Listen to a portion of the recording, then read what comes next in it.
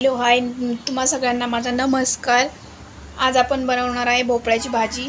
तर मी तुम्हाला दाखवते। मी भोपळा मस्तपैकी धुवून आणि स्वच्छ धुवून कट करून घेतलेला आहे आणि मी तुम्हाला दाखवते आता।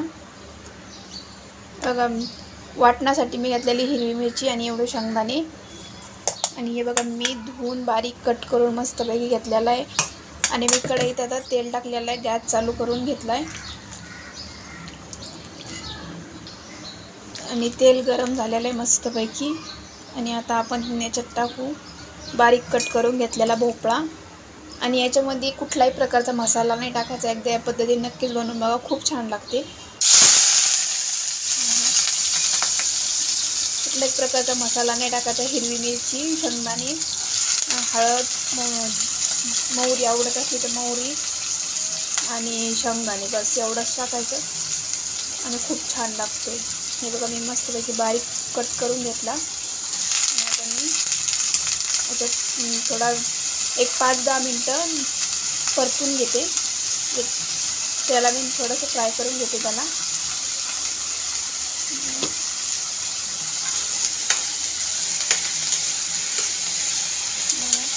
आणि आता आपण याच्यात टाकू थोडीशी हळद,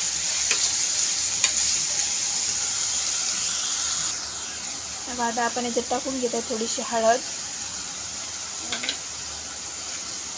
चवीप्रमाणे मीठ आणि आता याला मस्त मिक्स करून घेऊ।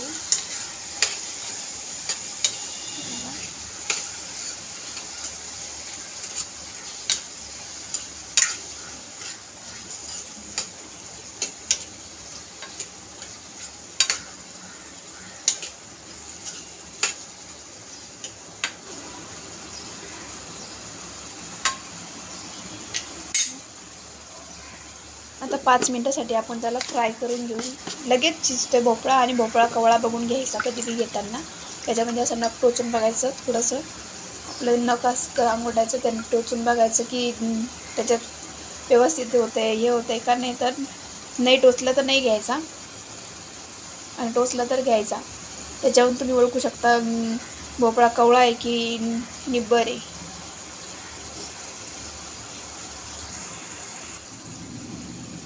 काय ना, बऱ्याचशा लोकांना नाही समजत कवळा कसा ओळखायचा आणि निब्बर कसा ओळखायचा। तर अशा पद्धतीने तुम्ही ओळखू शकता। आणि हा व्हिडिओ आवडला असेल तर लाईक, शेअर, कमेंट, सबस्क्राईब नक्कीच करा अशाच नवनवीन रेसिपीज बघण्यासाठी। बघा आता मस्तपैकी आपला भोपळा जो आहे तो फ्राय झालेला आहे। आता आपण त्याच्यामध्ये वाटण बारीक करून घेतलं आहे मी, शेंगदाणे आणि हिरवी मिरची, ते वाटण आपण आता त्यामध्ये हे बघा अशा पद्धतीने, जास्त बारीक पण नाही आणि जास्त जाड पण नाही, असं मीडियममध्ये, म्हणजे बाकीच्या वाटणा मीडियम म्हणजेच की बाकीच्या वाटणापेक्षा थोडंसं ठोकरच पाहिजे तरच ते छान लागतं।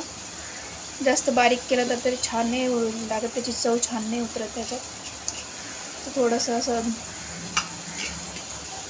थोडं मीडियममध्ये, म्हणजे जास्त बारीक नाही जास्त ठोकर नाही, अशामध्ये तुम्ही हे करून घ्यायचं, मिक्सरमधून काढून घ्यायचं आणि बनवू शकता।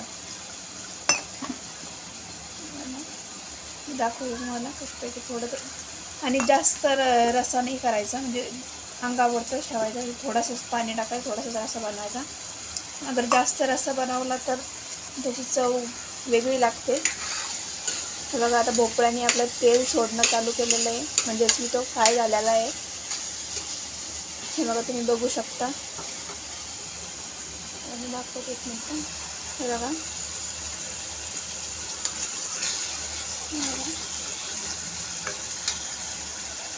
आणि आता मी त्याच्यामध्ये वाटण टाकून घेते।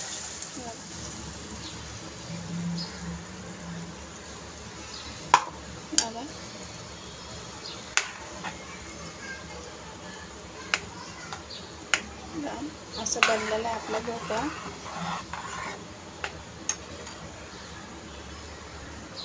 हे बघा आपण 5 मिनिटासाठी मी झाकण ठेवून घेते, म्हणजेच की आपला भोपळा जो आहे तो 5 मिनिटामध्येच शिजून तयार होईल, कारण ते ऑलरेडी मी फ्राय केला होता।